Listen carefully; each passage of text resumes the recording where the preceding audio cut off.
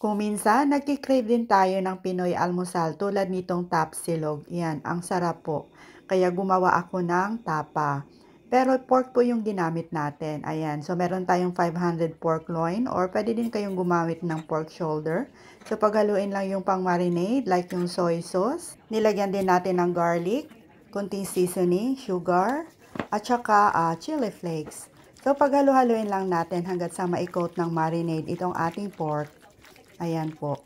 At pagkatapos ay ilipat muna natin dito sa malinis na container at i-fridge muna natin ng overnight.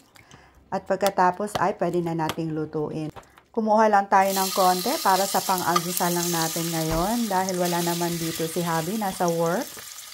So i-keep na lang natin yung natira sa freezer para sa susunod nating pang-almusal.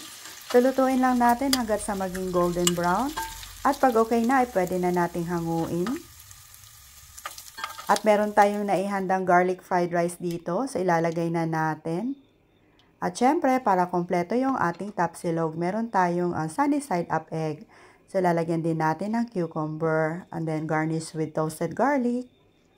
Ay, ang sarap-sarap po. So, itry nyo na din itong lutuin mga mamshay.